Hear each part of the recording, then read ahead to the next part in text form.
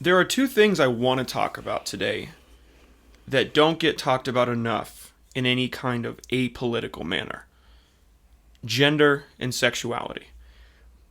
Sure, they get talked about plenty, either because people are opposed to the LGBTQ plus movement, or because they are in favor of it and they want to continue expanding it, and generally both of those are expressed for political reasons, at least it seems to me.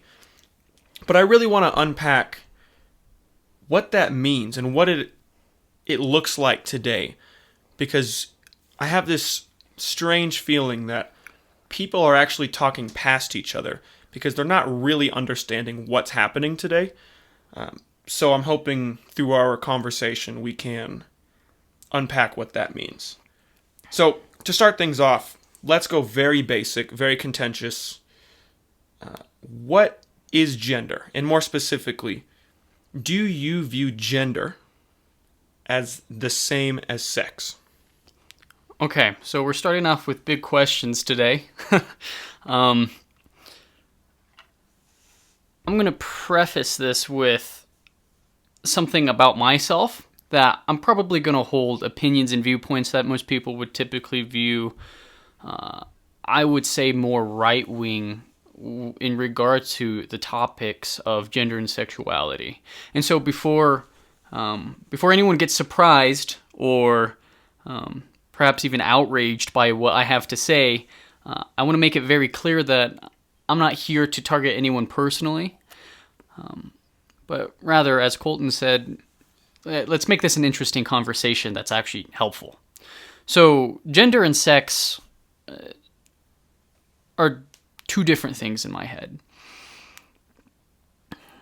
And this comes from a mixture of things I've learned in recent times, with obviously the redefining of these terms and how people are now using them today, but also with the information I've been taught my whole life that I still carry with me.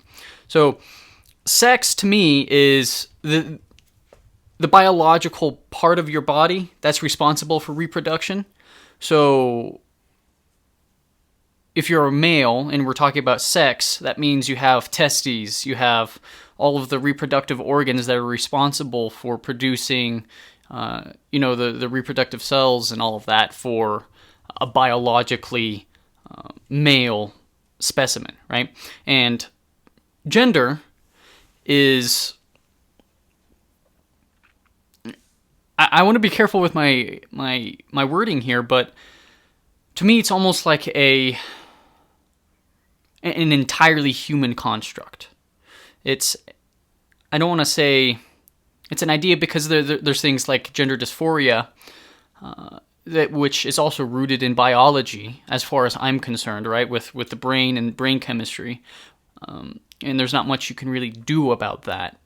It's like asking someone to stop liking something they like. It's just who they are. But for the most part, that's how I classify those. Sex is something that you're just given because of biology, and gender is something that's more or less a human concept that we apply to ourselves so we can feel more comfortable in our bodies. I parallel that line of thinking.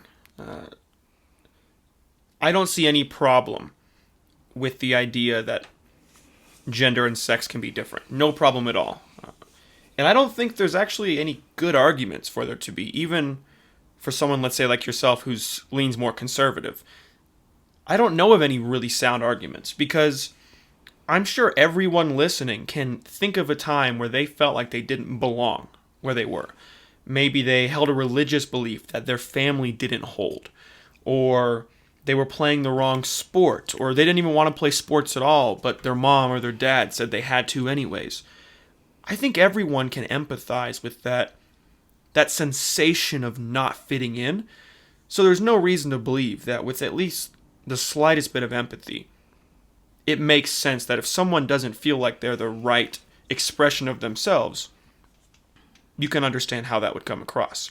Now, where I think there are valid concerns, though, is when it comes to defining these terms. Because if we're looking at it in merely binary male-female terms, it's pretty straightforward, and everyone agrees that it makes sense.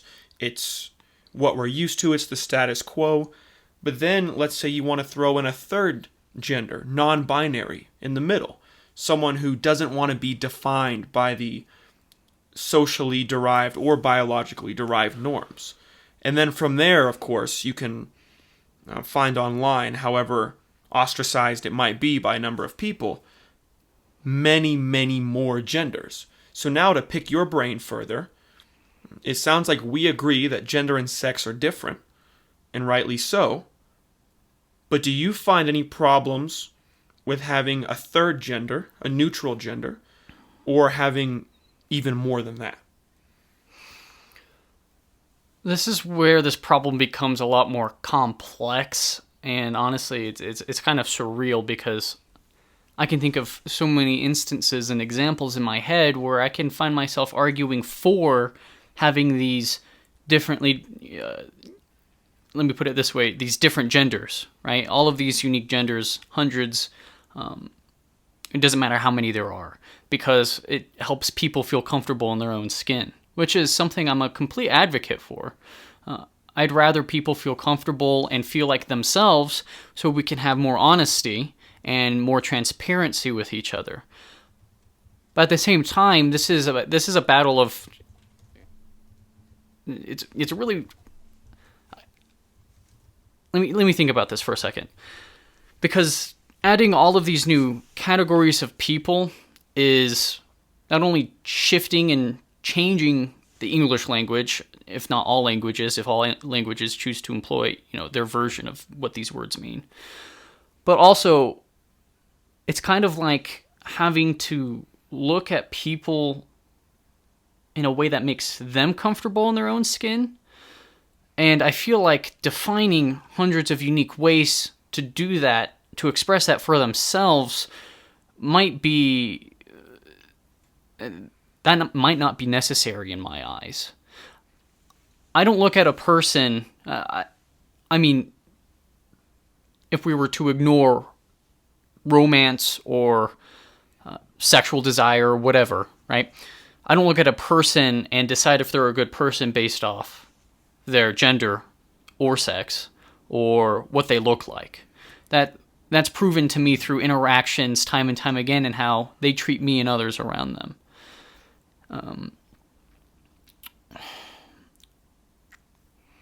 So I struggle to find any reason to be against letting all of these people define this for themselves, other than the fact that kind of puts the common argument is that it puts a responsibility on the others to memorize these things, to put effort into basically individuals. Everyone's an individual, and I imagine everyone's going to feel very slightly different about the same thing than the next person. And so if we continue to come up with ways to define these things, I think we're fighting a battle that doesn't need to be fought. And that's a great point. One superb, pertinent example is the phenomenon of Canada's Bill C-16 that passed, that led to the rise of Jordan Peterson. Now, that's one case that goes beyond simply what makes people happy, because it sounds like you and I agree, actually, that there is no problem with just letting people express themselves as who they are and what makes them happy. But the potential problem comes as a pragmatic issue and potentially a legislative issue. Is it acceptable in the United States to compel speech, which isn't necessarily what C-16 did, but it did appear that way depending on your readings of the legislation. So can you compel speech, which has never happened in the United States as far as I'm aware? And then B, is it simply practical to institute an exorbitant amount of genders. And I think you can solve this problem, though. And here's my theory, and tell me what you think, because we really are just expressing, our opinions here and seeing what comes of it. I wonder if the third gender, the non-binary, could be a really solid middle ground. And I mean that legally, syntactically, in how we speak, and in a number of other cases. Because if someone doesn't want to be defined by male or female, fine. You and I agree that's okay. Why not? But at the same time, sectarianism isn't going to help us. Think of another example. Let's not pick gender. Let's pick any other trait about a human. Let's say how tall you are, or if you're right or left-handed. Well, we just as easily could say I identify, as identity politics are at play here, not only with the gender, but with how tall I am. If I'm over 7 feet tall, I identify with these types of people. I want you to call me by a particular name or address me in a particular way because of my size.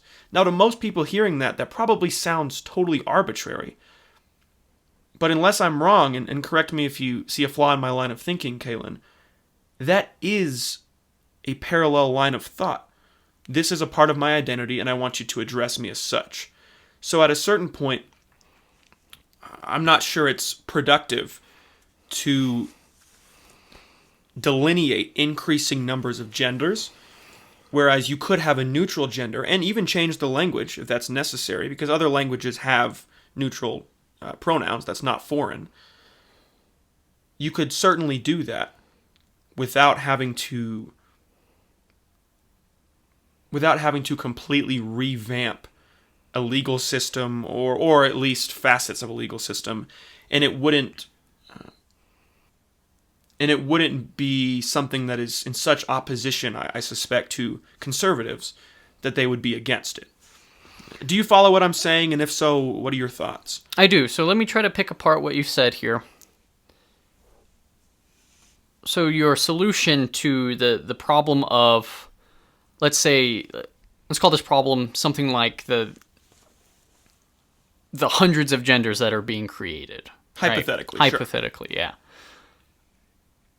Your solution to that is to create kind of this middle ground between, well, you don't feel like you're a male and you don't feel like you're a female.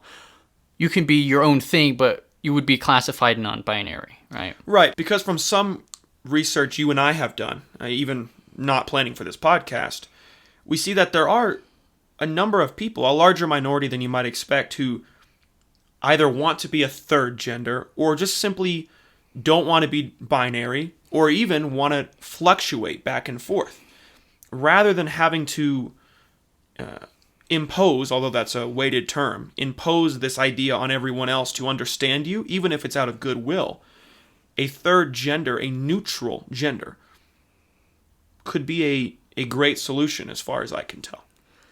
Right. So I think I kind of agree with that solution. You see, I think one of the biggest problems is, and a lot of this might sound obvious at first, but social acceptance, right? A lot of these problems are arising because people need to express themselves in a way that's unique to themselves, so that way other people can understand their perspective and they can feel accepted. But it's going to be very hard, in my opinion, to get people to view you as something that can be accepted when you're constantly bombarded with new and different ways of viewing people.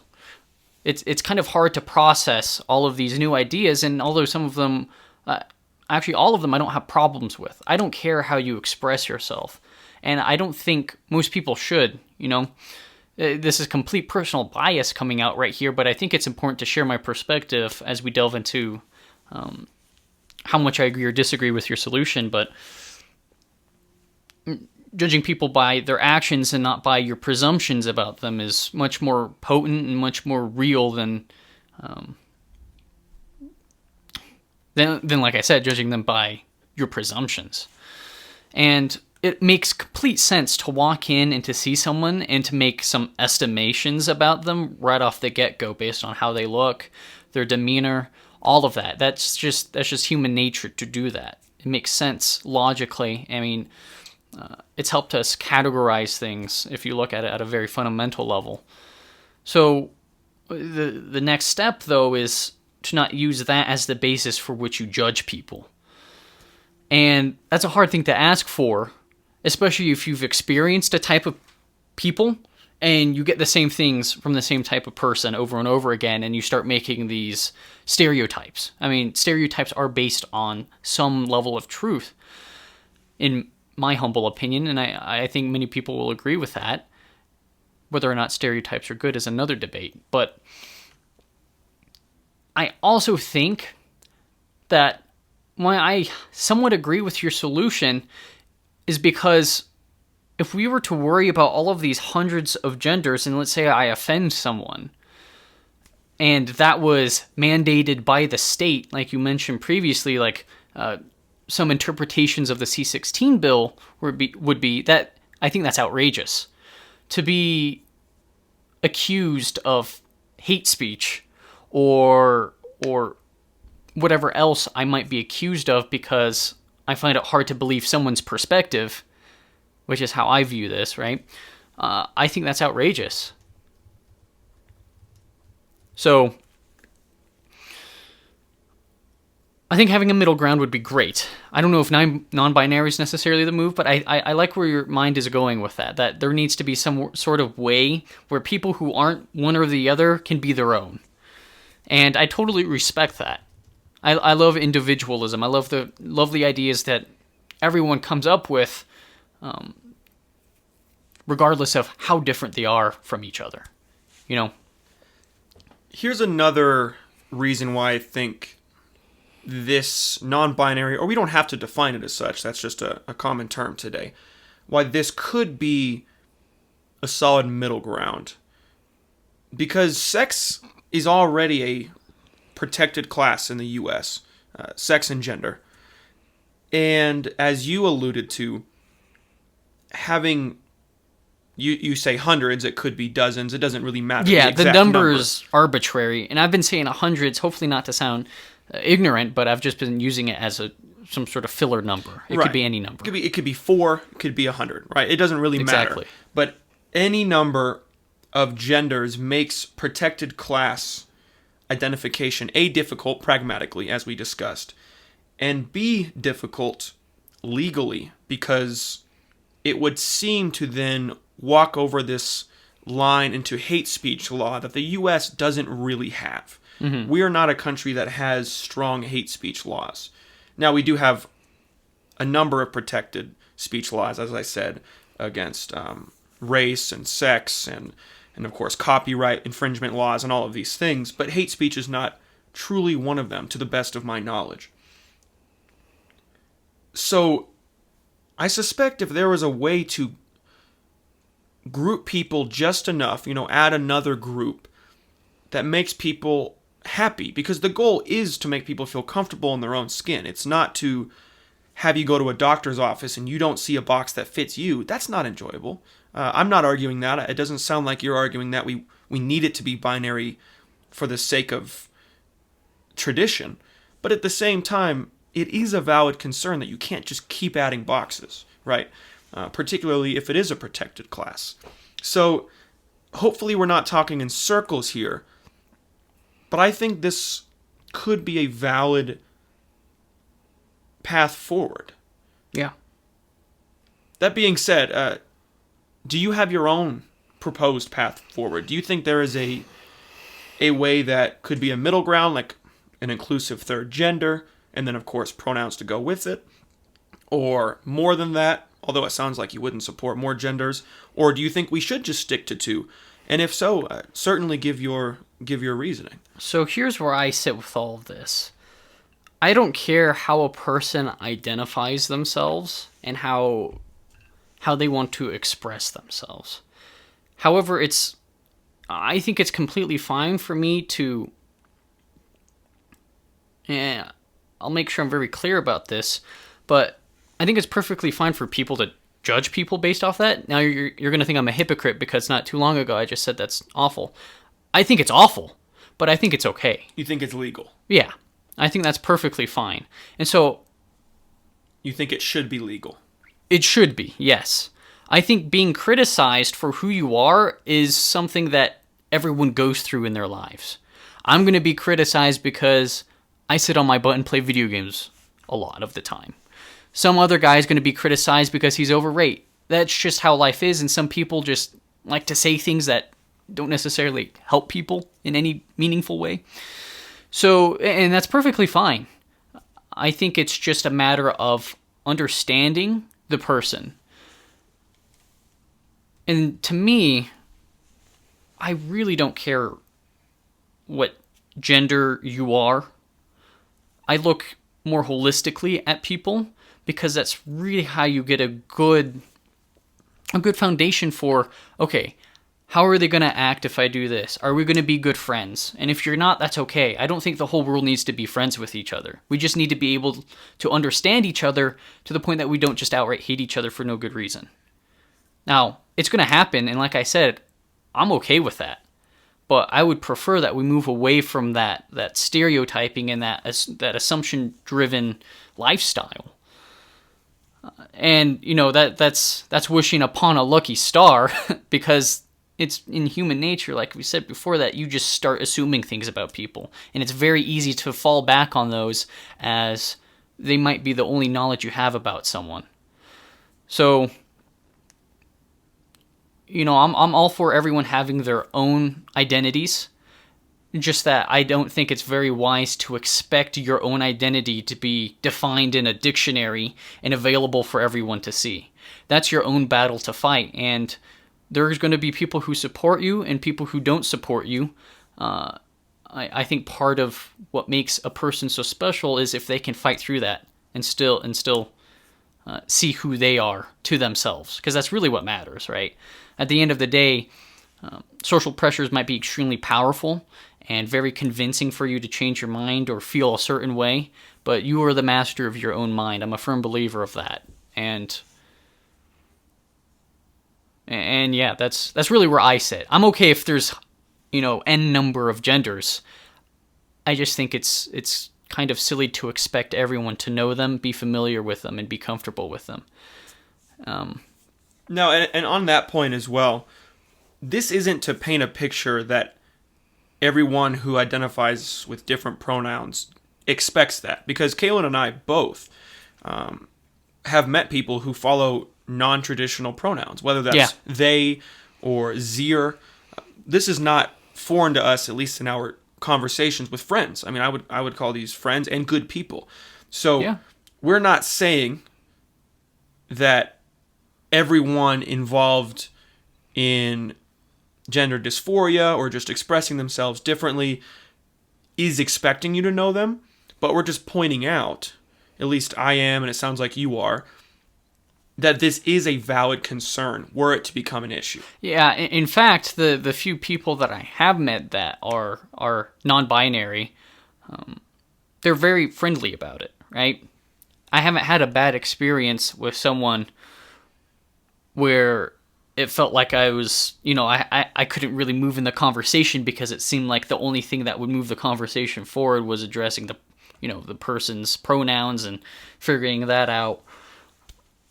So that's why I really don't have a particularly strong opinion against people having this, because I feel like for the most part, it's completely harmless to people who aren't the individual trying to express themselves uniquely.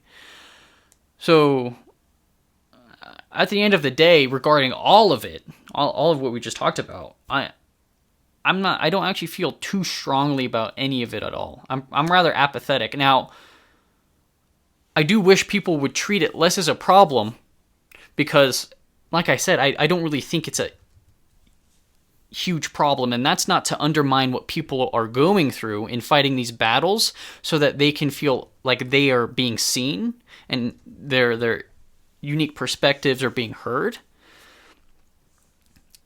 I'm more so thinking about, or rather targeting, this battle of oh, gender's bad, or this many genders is bad. There should only be this amount of genders. This is the right gender. I think that battle's completely extraneous. We don't need to have that. It's a waste of human effort. People are people, and we're all individuals. Let all of us be individuals. And when we have problems with each other, sort that out face to face. That's all there needs to be. And I just think they're just, like I've reiterated, I'm kind of running circles with this statement, and it might be getting monotonous at this point, but it's just, don't walk in assuming all these things about someone because they have A, B, or C about them. That's all it comes down to. Life actually gets a lot easier if you do that, in my opinion. It gets a lot less hateful and a lot less aggravating. It's a lot more peaceful. So on this same train of gender conversation, we can touch on sexuality as well some more, and I would like to, but I would also be remiss if we didn't touch on the differences across gender, let's just say men and women, for the sake of this argument, in the workplace. Now, it seems pretty clear to me that up until recent history, men and women were not perceived as the same. Now, you could argue whether or not they were perceived as equal, and that has arguments that can certainly be made and counter arguments that can very certainly be made. But they weren't perceived as the same, as far as I can tell, until recently. Of course, women's suffrage, a wonderful thing. They're at least perceived as equally responsible humans. Thank goodness, it took us long enough. But now, in the last decade maybe, I'm not sure when this really came about, there is this sense of forced equity that should exist. The idea that men and women need to have the same outcomes in the workplace or otherwise. Do you have any general thoughts about this idea of equity or equality of opportunity on the flip side, being that we should all have equal opportunity, but it may not be the case that we all have equal outcome? Is there anything on the top of your head that comes to mind that you see worth discussing at this point? Yeah.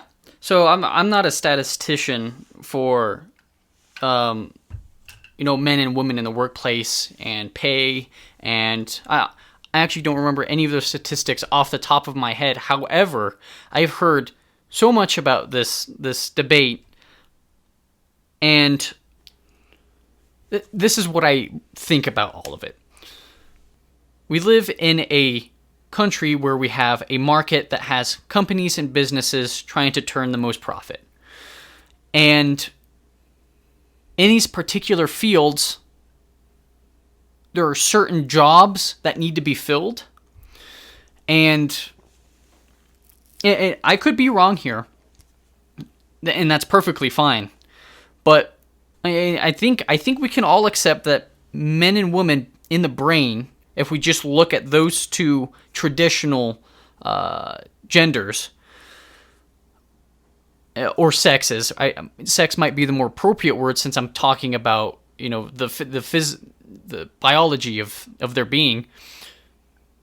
There's different hormones in the brain which trigger different responses and different attitudes towards different signals in the real world. Being told the same thing as a man might come across entirely different as a woman. I'm a firm believer in that because I've seen lots of data that supports that claim. So it then doesn't surprise me that some people get paid differently based on sex. Or perhaps you could call it the two traditional genders of male and female. Now, is that okay? Well, it depends.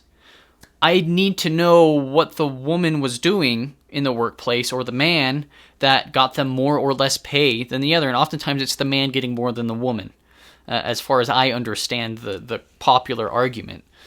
So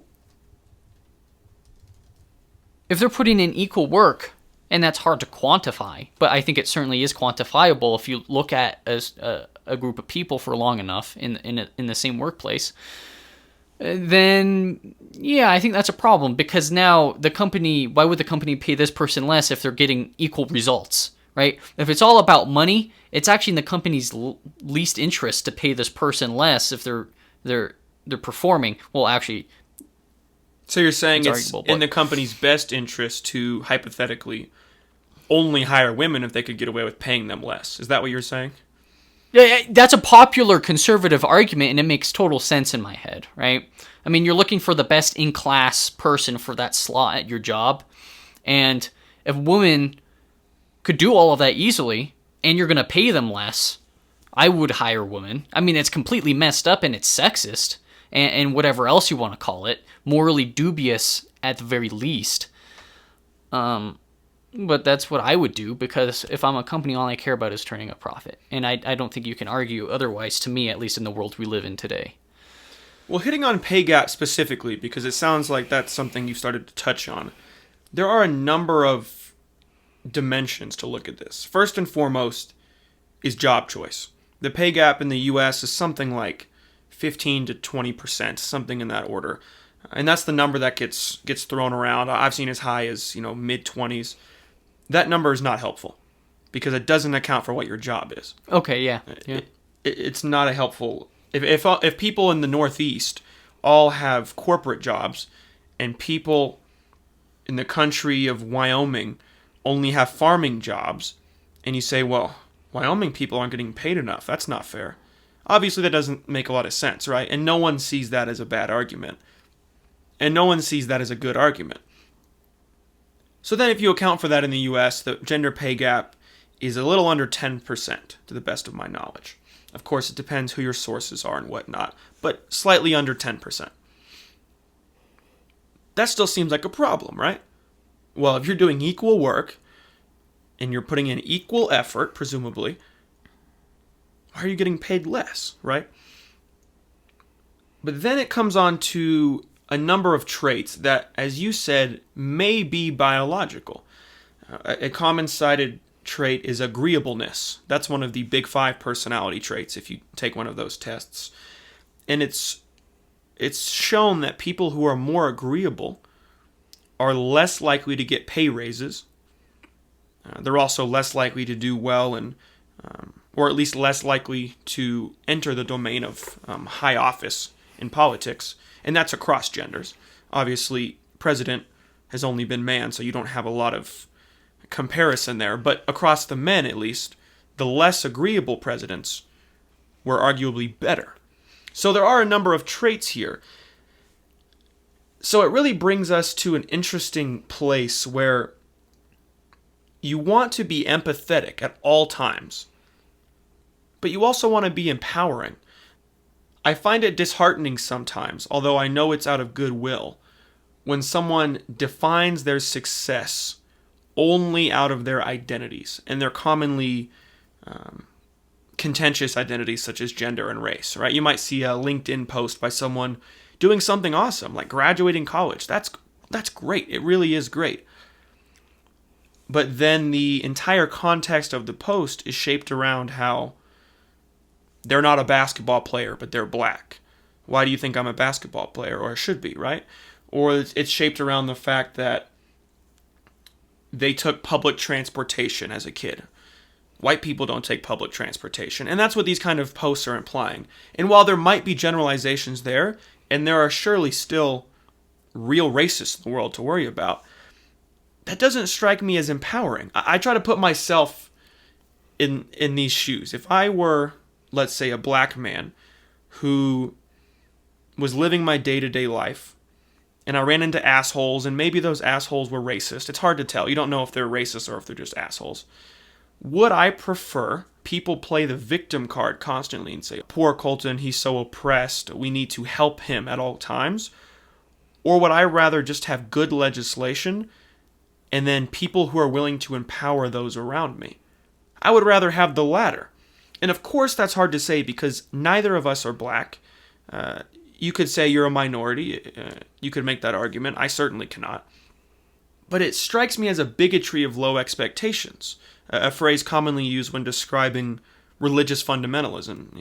It's a defense that, their religion, they don't have to follow the same ethics. Well, no, everyone has to, right? So it's this bigotry of low expectations that, you're a minority, we have lower expectations of you, so we're more proud of you when you do good things. Yeah. And that strikes me as condescending. Now, I know it's meant in goodwill.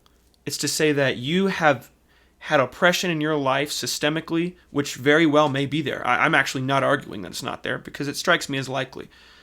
And you've made it through, and look how far you've made it. You got a master's degree, you're kicking ass, taking names, you're working at NASA, you're not just in the ghetto and then became a basketball player, right? You're breaking stereotypes.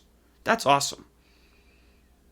But it is condescending to me. It strikes me as condescending, especially when some of the same people who are promoting these ideas, often people on the left, although I consider myself to be quite liberal, are white people too. You have a lot of white people saying these black people are victims. Well, maybe they don't want to be seen as victims anymore, because at some point, and again, maybe I'm wrong, but at some point, if we ever reach a state of equality, true equality of opportunity, is it still a good idea to have a perception that you're being oppressed? Of course not. But I'm not convinced everyone agrees with me. So that was kind of a long-winded answer. But do you follow my line of thinking that we need to acknowledge systemic oppression where it exists, across racial lines or across gender lines, but we also need to empower people and not continually feed into their victimhood, because that will never do anything but condescend and keep you entrapped where you are. Yeah, so with regards to race, which is a completely different compartment than sex or gender, I implore anyone out there to show me any research that suggests race decides intelligence or functionability in a certain field. Now, you might say, oh, I know a bunch of Asian guys who are good at math. Well, that could also be a family thing. I know very well that many of my friends who are Korean, and even as a Filipino myself, there's a certain approach to life that your parents might have that would push you into the direction of STEM. And is that because of your race? Well, that's you could argue, oh, well, my Filipino parents taught me these things, so therefore it's a Filipino thing. Well, I'm going to argue that it has nothing to do with race. I think culture and race are not connected. I think it also happened that, okay, well, they're also Filipino and they also have these values, but I think they're two separate things. So I'm not going to attribute the fact that I decided to pursue STEM or whatever this, or whatever I do pursue in STEM.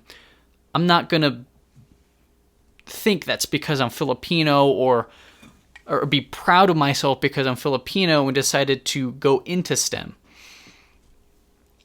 I just also happen to be Filipino, and my parents also happen to have this idea of raising a child who would go into STEM and work hard in STEM. And that's okay. I'm aware of that.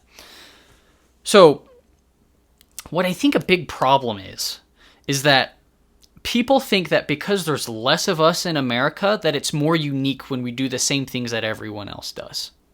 However, like I just said, there's no research that suggests that I should be more special because of my skin color just because there's less of me. When we look at the brain, I can't find anything that tells me that a white guy or whatever is going to be different from a black guy in pure intelligence and capability of learning and doing their best in the field. There's less black people here, that's blatant truth. And so it just looks better when they do something, even though it's, in my opinion, not tied at all to their race. There's just less of them, which is inherently, it kind of sounds contradictory because, well, yeah, that's tied to their race. But what matters is their, in my opinion, the intelligence, and if we really are equal on a biological standpoint. Like, maybe you could argue that people of African descent might have different physical traits, but I'm not even talking about that, because in America what matters is how people perform in the world of intelligence and contributions to fields that more often than not rely on brains rather than bronze. So I think it's a huge problem. You know, I think it is condescending. It took a while for me to get there, but I agree with you tenfold. You know, I don't want to be congratulated on getting my degree just because I'm Filipino. I'm just like Joe Schmo over there whatever his race is, we went through the same trials and tribulations, I'd hope. So, just because there's less of us doesn't mean it's more of an accomplishment when we do something. If we were actually less intelligent and we got a college degree, yeah, that'd be damn impressive. If Filipinos actually on average were just dumber, which is not true as far as I know, and I got a degree like every other race, which is equally intelligent but more intelligent than Filipinos, yeah, praise that. But that's just not the case. Race doesn't mean anything. It's arbitrary, in my opinion. And so to base these congratulatory scenes on something that's arbitrary just makes it completely useless. So hopefully that made sense. I didn't try to make that convoluted, but I know it may sound like it is, because it sounds contradictory in some points. But if you need any clarification... Well, let's just continue this line of thinking. We'll divert back to sex at some point, but this is a very similar line of thinking. White versus black, man versus woman. It's a similar approach. So I agree with you that we don't even want to know if there's IQ differences, because I actually do know of some studies that show minor differences, but even just acknowledging that you're seen as racist, and frankly, maybe so. We don't even have to talk about it, because those could be flawed studies. They could be because of historical reasons. I'm not a research scientist. So in your case, let's just say everyone is of equal intelligence, which for all intents and purposes, I hope is true and I think is true. You are certainly right to say it's no more or less impressive because there's less of you in the society. The amount of melanin in your skin does not affect your neural pathways. That being said, we have to acknowledge historical oppression, because even if we get to a point where there is absolute equality of opportunity, which I'm not convinced we're at, but even if we were, well, how were you raised? You were raised by people, parents or grandparents or great-grandparents, who were not seen as equal. So now their mindsets and their perceptions of the world, their views of the white man who is colonizing the world, let's say for one example, are not going to be very appreciative. And you are likely going to carry that same perception down with you. I can only imagine. So I'm not convinced I have a good answer here, and maybe if you do, let me know. But we have to meet somewhere in the middle. Somewhere between not condescending people and letting them play the victim forever, because you can't play the victim forever, and it's not helpful. And hearing a white guy who has a good life tell you that doesn't mean shit to you. I wholeheartedly acknowledge that. But it's true. You can't escape your reality if you play the victim. However, let's go from one extreme to the other. You also don't have equal opportunities if you're in an environment where there's no career advisors. You don't go to a high-end university. You didn't go to a high school that prepared you for a good ACT score. Your family doesn't have any connections. You don't have good voting access because of gerrymandering and piss-poor regulations. So somewhere in the middle is the path forward, and there may be overlap. But I don't know what that is. Do you have any intuition about what that could look like? See, this is where I can only think of the principles I use in life that tell me how to treat people. And this is where the argument of mine just falls apart, because it's like I'm trying to raise you and you're my kid. And I'm not going to sit here and pretend that's the relationship me and all of the viewers we have, or you. I'm not going to pretend that's the relationship we have. So, but I think the solution is somewhere akin, or something akin to this. And it's that the next time you see someone who fits a certain demographic of people and they do something, you have to think about the circumstance before you pin the answer on their physical appearance, right? It still baffles me that people are still caught on this to this day. And I'm not calling anyone stupid or wrong. Or actually, I'm calling people wrong. I will call them wrong. Fair. Yes. Yeah, I'm actually calling them wrong. I'm not calling you stupid, though, because it makes complete sense from a certain perspective. And that's what all of life is about. It's about certain perspectives. So think about where you are in the world. Think about what they might have gone through. Think about, and that's hard to do when you don't know someone, right?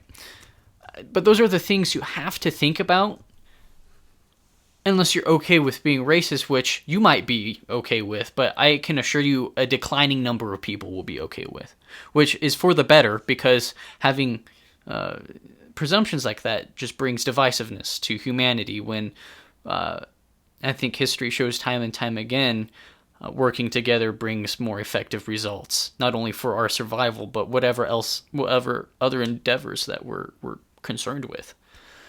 So that I think that's, it sounds easy, and at least to me, to some people that might sound like an impossibility, because you sit there and you're like, I will never treat so and so or fill in the blank type of people that way because I hate them. Well, I implore you to ask why. Was it because you had bad experiences with them? Was it because their ancestors treated your ancestors badly? I understand that there were still kind of the lingering vestiges of the actions of at least white America on black people in America, and they're feeling what's trickling down from the top down to the bottom to current day. They're feeling that right now, and that is something that I hope equalizes over time as we come to understand each other more. I don't want to sound like a hippie saying that we all need to be at peace and love each other. I think we need to make it very clear that understanding doesn't have to be a hippie word anymore. It doesn't have to be something that's associated with, being a druggie and wanting peace for the world. I don't think there's a fat chance in hell everyone will get along on planet Earth. But if we can understand each other, then we can actually talk about a solution, which is what we're lacking so hard. We've talked about on this podcast multiple times with our first episode of Season 1 and the first episode of Season 2. So that's the best I got. Other than that, I know the problems are more complex than just that, but that's the best my mind can think of with the little knowledge I have. So although race is entirely a human-made construct, and sex is not, it's biological, I would argue that we just answer this entire man-woman in the workplace line of thinking vicariously through this conversation about race, in that obviously women weren't in the workplace as often, right? Just as black people were not in the same positions of power as white people. Obviously there's a difference in scale here, right? Slavery is not the same thing as being an at-home mom. But there were differences between men and women, obviously. So do you have any way to tie in your approach about race to gender and sex in the workplace or otherwise? Because that really is the topic of this episode, but I think that was a valuable side tangent, if you want to call it. Yeah. In understanding our thought process about this. So I believe we're in a transition period right now in America where we have still a lot of people who have clung to the past and the ways of old, and people who want something different. And you can bring up so many instances in history where this has happened, but I will argue that each time is different. Every time we fight these battles, it's going to be for different reasons, and the results are going to be different. So in this period, I just think there's too much... In this period, I think there's too much fear. We talked about how the new technological world is playing a huge role in that with previous episodes of our podcast, and how big tech companies and all of this new technology and social media interfacing kind of toys with our ability to really be genuine with each other. But I think we need to stop pointing fingers and get to the point quicker. Because I don't think we're getting to the crux of all of the arguments, and we're trying to set up all of these side tangent, these commentaries on the side to build the argument, but I think we're losing track of the main arguments here. And that the questions are as simple as, why aren't I being equally paid to him? Let's look at our work. Let's look at what we're doing. And obviously it comes down to, shady managers or bosses who don't want to talk about that because they don't care most of the time, I'd imagine. And politicians who probably don't want to give the honest answer to you. I'm not a politician. I haven't taken anything about politics, but I think it's pretty easy to say that most of the time your questions will be circumnavigated. They won't be targeted by the people who are supposed to represent us. And I think that's a huge problem in America. Right now, they're telling us what our problems are. We need to tell them what our problems are because this whole last presidential election, it feels like they were the ones pulling the strings the whole time, And that's not how a good democracy works. How a good democracy works is you're always questioning them. You don't listen to them and say, oh my God, they sound awesome, I love them. No. You sit there and say, okay, well, I have this problem. How the hell are you going to fix it? And don't give me any fluffy bullshit. Give me the answer. And we need to press people on this. I don't know why we're not mad with all of the politicians and presidential candidates who tell us they're going to fix the problems, but don't tell us how. And I think that happens a lot of times. We need to know all of the details. Don't keep it a secret. We need that transparency because otherwise we can't discuss because we don't know what to discuss. And I think that's what America's in right now, regardless of if it's race or sex/gender. So this is an interesting point you bring up, and it's another side tangent, but an invaluable one. The way our institutions are set up today is, as far as I can tell, designed to unify not everyone, but certain groups together. And in doing so, you don't pick the policy that gets fixed. It's not that society said racism's a problem. Oh, now we're talking about it. Now, there are rare cases. Actually, this year is a great exception with George Floyd's killing. This is a great exception to that rule. But generally speaking, if we want to talk about race, well, let's see if it gets put on the agenda. And the media and politicians make the agenda.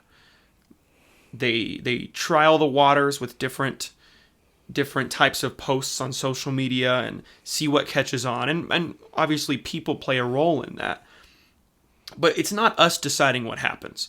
And the danger is when you only have a two-party system in some broad sense, you might have 4 things on the agenda, and then the right has their 4 opinions, and the left has their 4 opinions, and they could be totally arbitrary and obfuscate what actually matters anyways. If what matters right now in America is the disparity between the lowest 10% and highest 10%, but the highest 10% are the people who run the PACs and super PACs, as an example, that's not going to be a talking point. Now, Bernie Sanders was one exception, and I don't like everything about Bernie Sanders, but he wasn't funded by super PACs. So you could see why that's on his agenda, right? So to your point, it's blatantly obvious why issues aren't addressed properly and quickly and efficiently, because we are caught up in bullshit, period. Because bullshit is what we're interested in, and it makes great news. Yeah.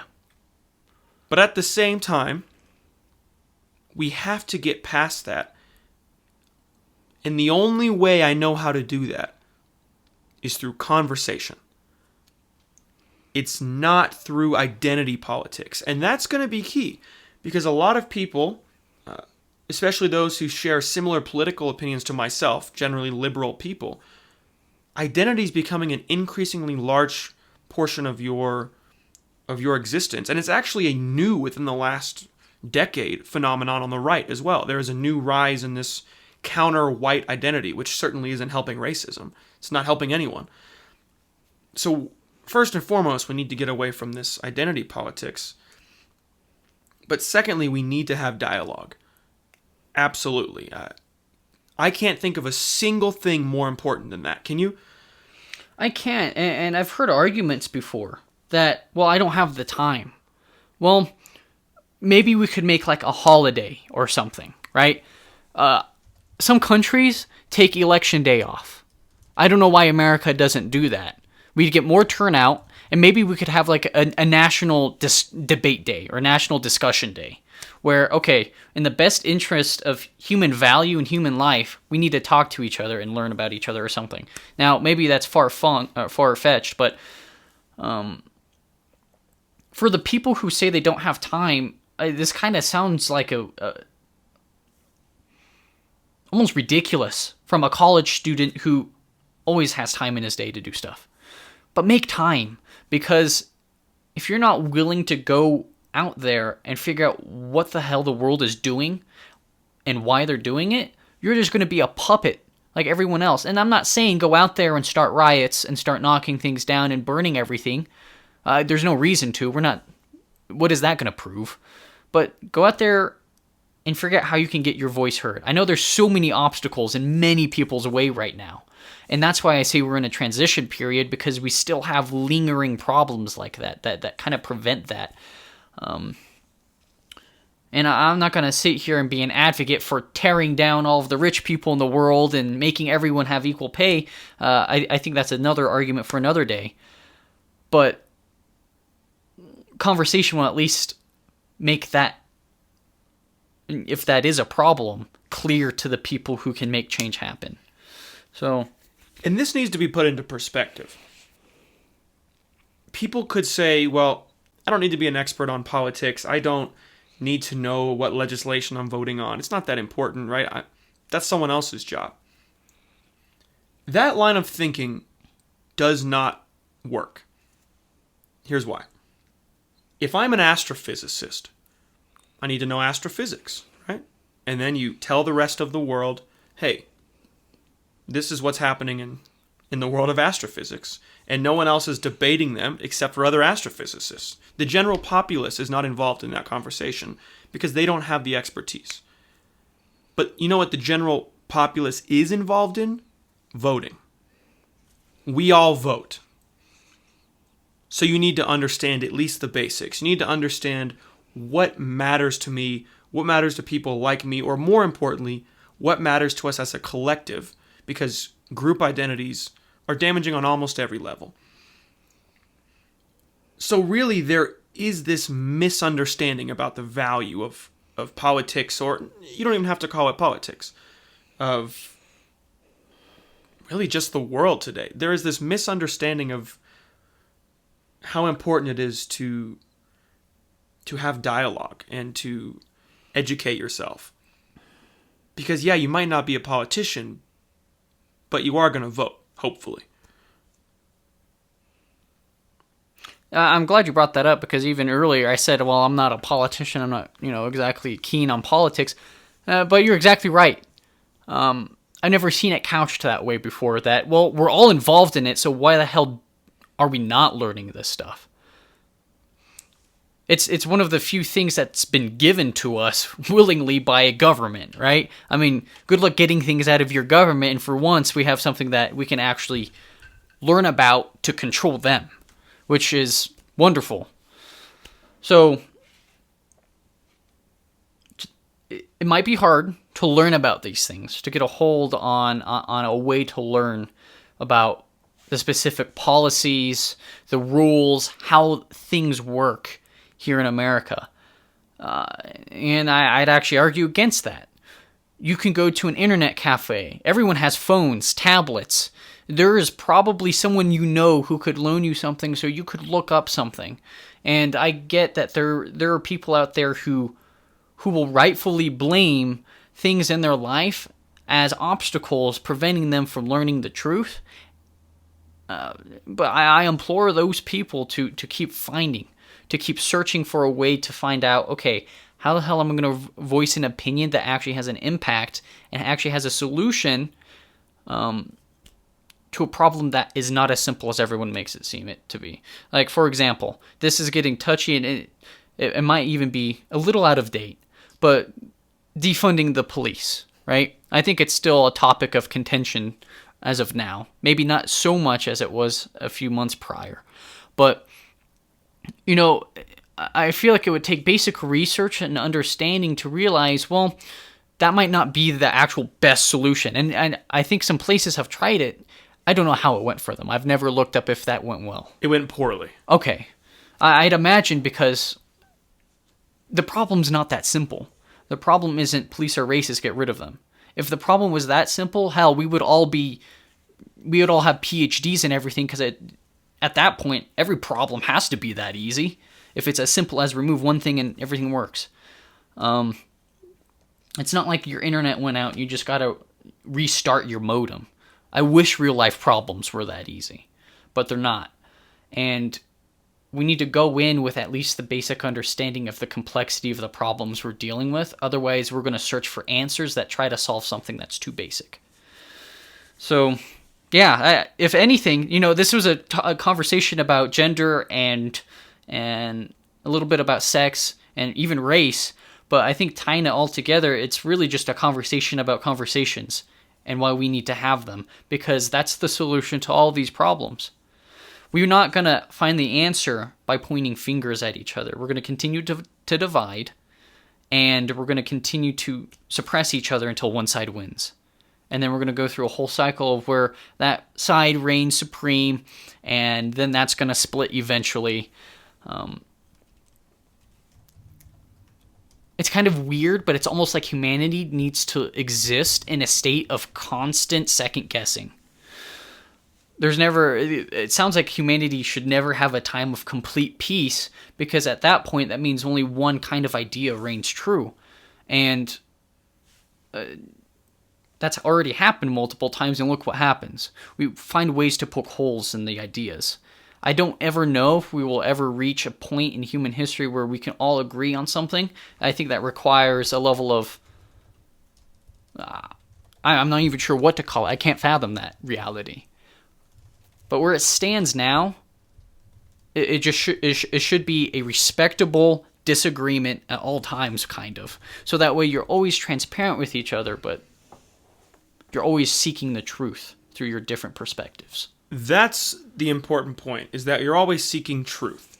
And this is a requisite, a underlying framework that needs to be there. To tie this back into sexuality, and I'm going to say something that might be contentious, although I'm not sure. Kaylin and I were researching months ago at this point, just on our own piqued interest about the LGBTQ plus community. I'll just call it the queer community for the sake of simplicity. We were researching the queer community because we want to understand. This is just an important facet of the 21st century today, and misunderstanding it for the sake of being afraid of a new status quo is a bad reason, right? So we're researching it. But then we came across some things from what we thought was a reputable source. I won't say the name to call anyone out, but it was a well-known public university. They have a database about the queer community, and we thought this would be a good source. We can learn a lot, have some more conversations on our own.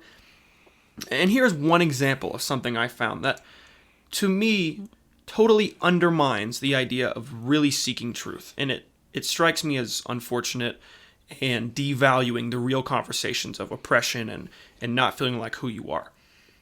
We found a term, and I can't remember the term now. I might add it in the description if we find it, about how a straight guy could have sex with another guy and still be considered straight.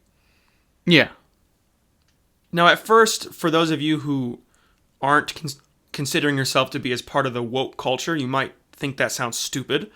And to those who understand this term better than myself will think, well, of course, Colton, that's how they want to define themselves, as a straight guy. But that misses the point, and this is important. If we want to pursue an egalitarian society, we have to have truth at the forefront. If a straight guy hooks up with a guy, by definition, he's not straight. And this is just one example that I just happened to tie together to keep this somewhat related to sexuality.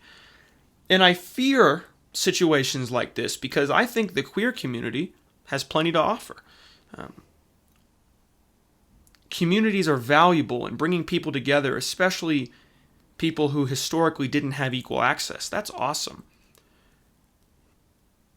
And I can't think of a reason why you would want to redefine what's true in an attempt to make everyone feel less offended. Because at that point, does everyone else who is actually oppressed, who actually needs this community, do they not lose something? Are they not undermined in some way? Let me tell you about how a conversation in my head played out about asking the question why to someone, right?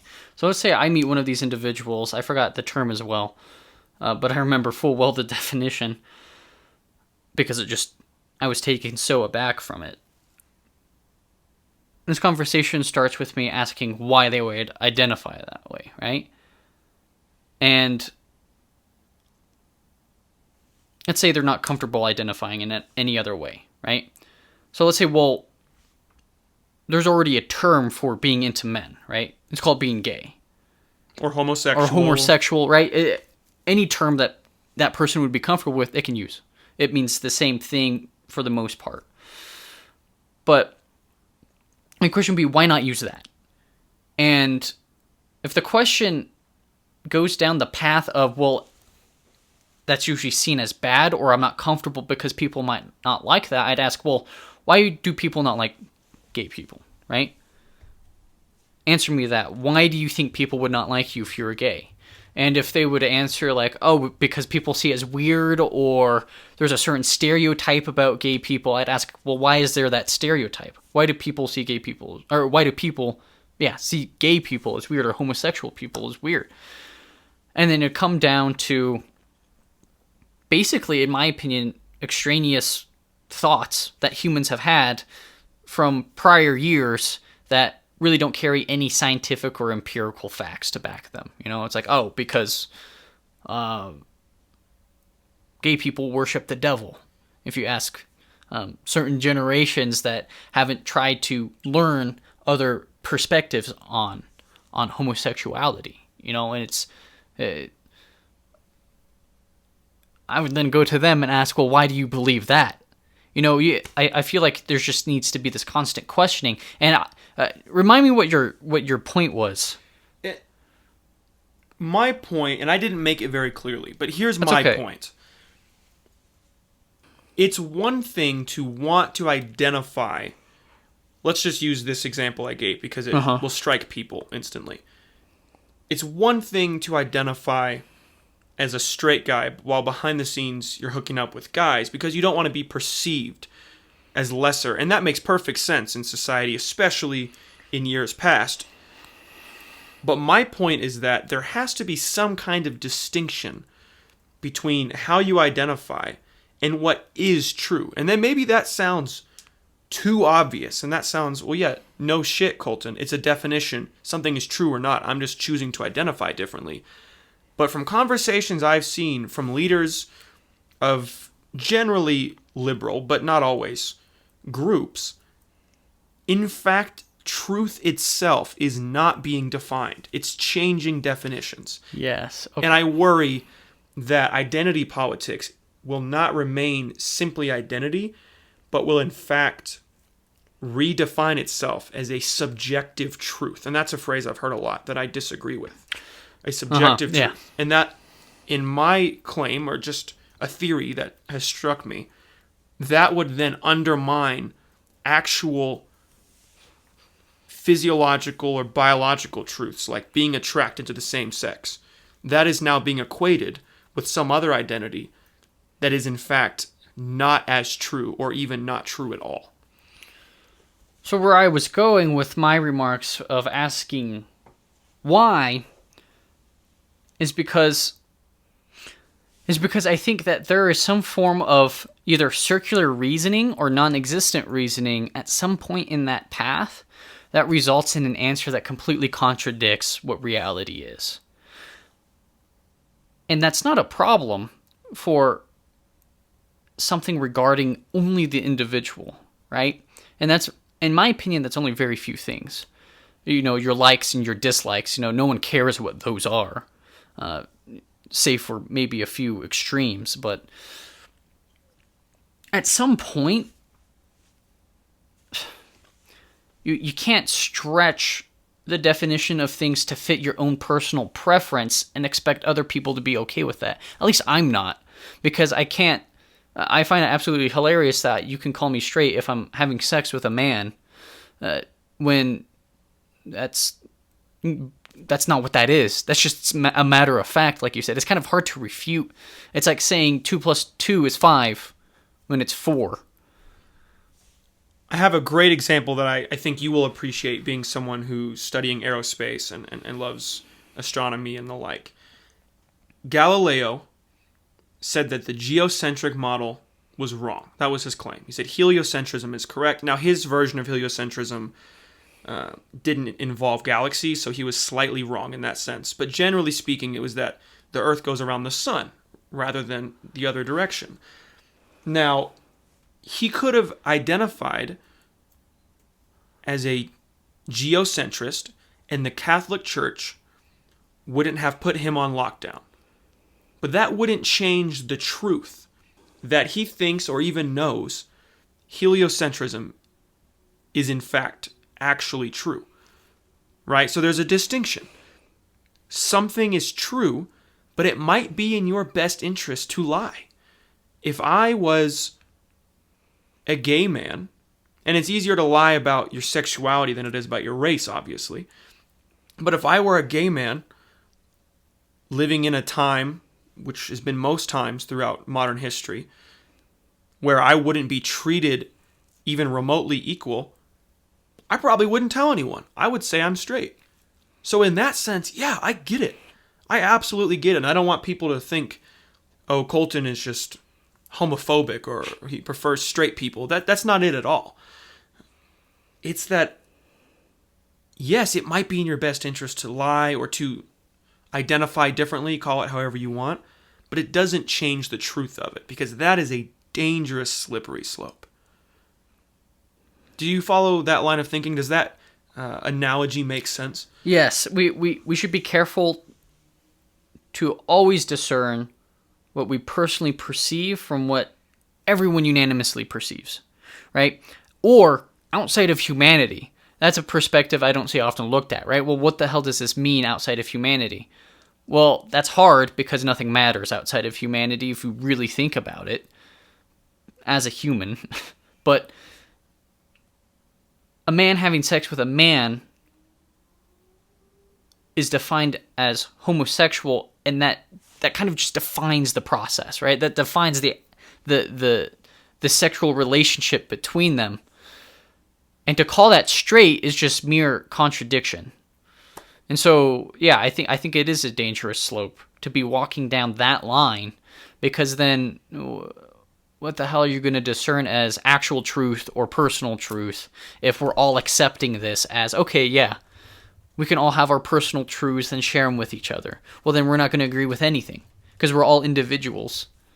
So, yeah. So, on this similar line of thinking, I think it's fair to say that there is at least some of this in the queer community today. Not the individuals, again, just dissecting the ideas, right? It's possible to say this is something that exists today based on the definitions we've read. It's possible our source was wrong or the university is incorrect. That's very, very likely. But we read a few sources. So on that line of thinking, if you value truth as much as I do, would you want to be part of the LGBTQ plus community if you fit the requirements? Would you want to be considered someone in this community to find relationships or just to feel like you belong somewhere, while at the same time having a slight cognitive dissonance, knowing that, but there are facets of this I actually foundationally disagree with? And you might not have an answer to this, but I'm just curious where your values lie. See, here's the weird thing, a weird perspective, perhaps, but I just like the idea of grouping people together based on interest when people have so much more to offer than just one facet of their lives. Now, I get it. That's what we've done since the dawn of time. We've always stick together with people who like similar things to us or think in similar manners to us. But if I felt that way, I wouldn't want to be part of the LGBTQ plus community. It would just be uncomfortable, having that cognitive dissonance as someone who is constantly thinking through things and constantly questioning, okay, does this make sense? Right?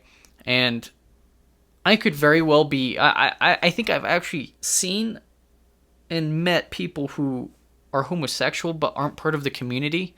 I don't know how big that group of people is. I haven't heard their perspective, but I have met them.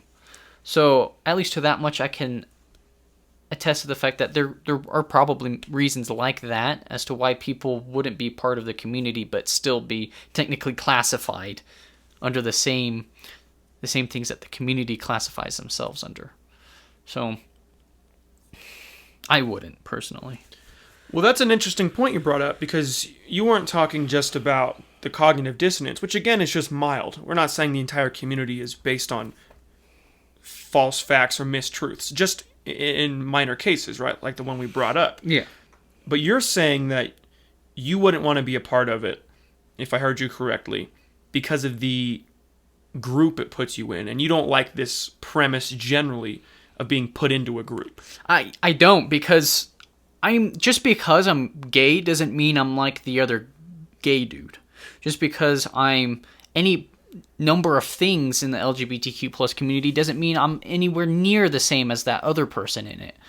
I appreciate what it tries to accomplish by bringing people together, but sexuality, I don't think, is a cause for unification. Sexuality is such a personal endeavor that just because, it might make it easier to find partners, but you can easily do that on Tinder or other dating sites or apps that are specifically made for sexual partners. And for something called sexuality, I don't understand why people would want to unify under that outside of sex and sexual interest. So it's interesting to me, maybe because they're all collectively what's probably a mistreated class of people. But I'm seeing less and less examples of that being systemic in America as we move forward day by day. So I see less reason for such a community to exist because, well, it's such a facet of life that I don't know how that could unify people. I would just go on Tinder if I wanted to date a gay guy if I was gay, and that's okay. Or Grindr. Or Grindr, thank you. But yeah, not to say that people who are in the LGBTQ plus community are wrong or bad. I'm not saying that at all. I just disagree with the methods through which you're trying to find cohesion, because ultimately I think so many people in that group are going to think differently about things. I would imagine. I think it might be ignorant to assume that because you're one of the people under that group of people, to assume that you're liberal, to assume that you want this, or this, right? I haven't met any gay people who are not liberal, but I imagine they're out there. And I imagine they want their voices heard too, and that's completely fine. I think everyone's voices should be heard, but again, like I said, I think it's dangerous to group on something that's so personal and so not connected by anything at all, You touched on two really important points, and hopefully I can delineate them effectively. First and foremost,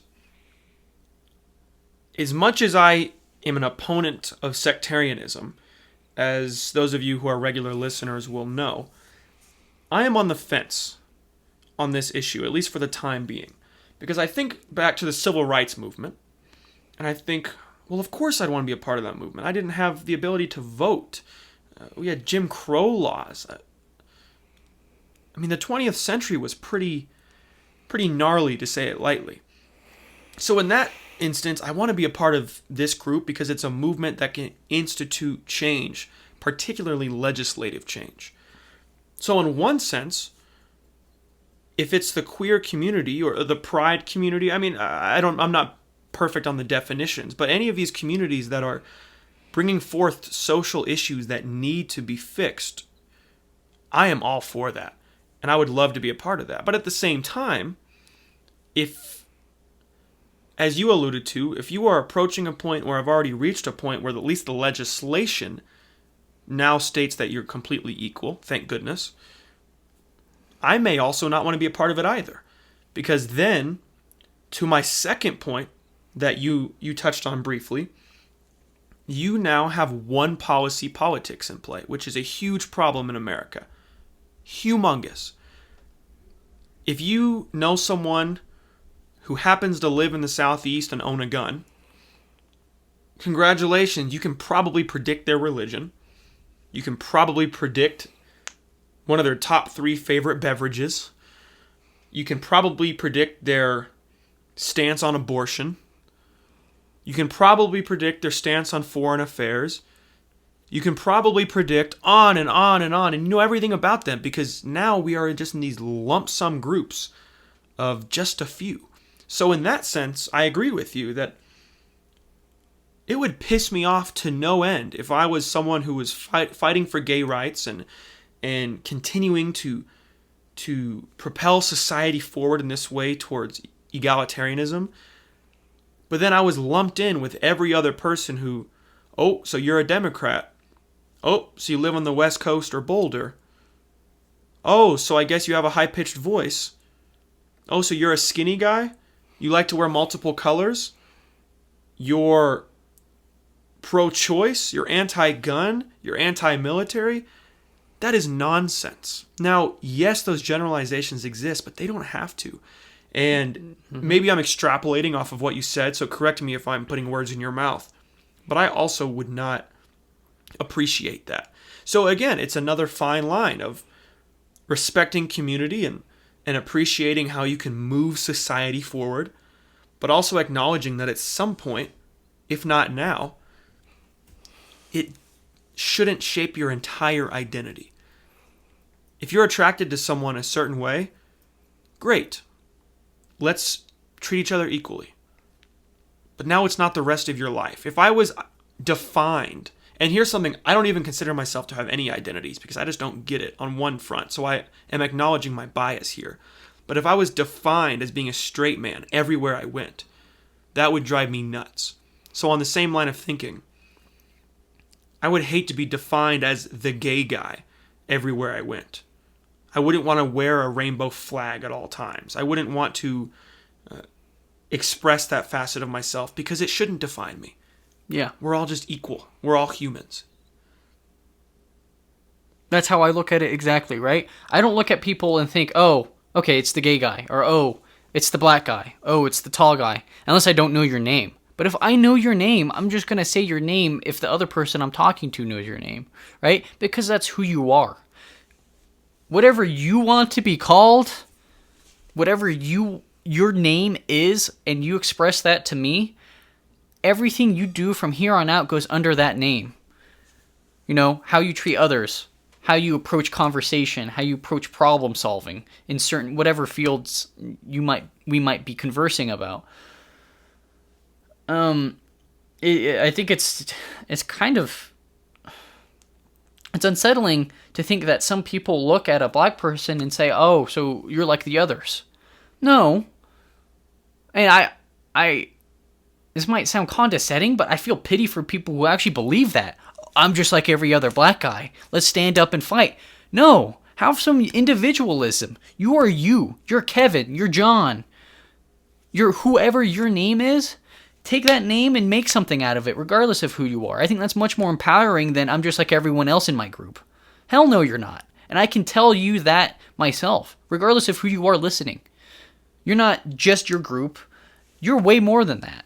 And I think it's a powerful statement to say, pursue that. And some people might argue, well, being black is who I am. I would want to disagree with that, and that's hard because I'm disagreeing with what you're telling me is who you are, right? So good luck with that, Kalen, but I'm saying it because I think there's more to you than that, and you should know that yourself. So that's my whole approach to the situation. Extremely biased, right? Some people might pick that apart and say, okay, what the hell is this guy talking about? But that approach to life has made me see everyone in a positive light, no matter what they've done. The most evil people in the world, if you just look at the perspective and you think about it, you're like, okay, that's why they did that. Do I condone it? Probably not. But at least I understand. And so when similar feelings come up in the future in other people, you can understand and bridge the gap of understanding that was previously not there and potentially prevent something bad from happening or reach a better answer. I think it's just problem solving 101, reaching the middle ground. So, and therein lies the value of individualism. And I would argue the danger of in-grouping and out-grouping, even in cases where it's for a good cause, potentially. Because once you associate yourself with a group, you are now perceived, even by your own consciousness, as a group member, not as an individual, many times. That's damaging, because I think you're onto something here, something very important. It might be the case that the only realistic path forward, barring really good legislation, but politicians have a ways to go on their efficiency, is to view yourself as only yourself. And I realize this flies in the face of this emergence of identity politics completely. It is the polar opposite. But it's extremely important, because if everyone views themselves as their own individual chance at greatness, another opportunity to be a successful person, regardless of what you look like, or sound like, or how tall you are, or if you have a penis or not, that's the path forward, I claim. Yes, there are problems, and yes, continue to have dialogue, of course, and politicians need to get work done. That's why they're there.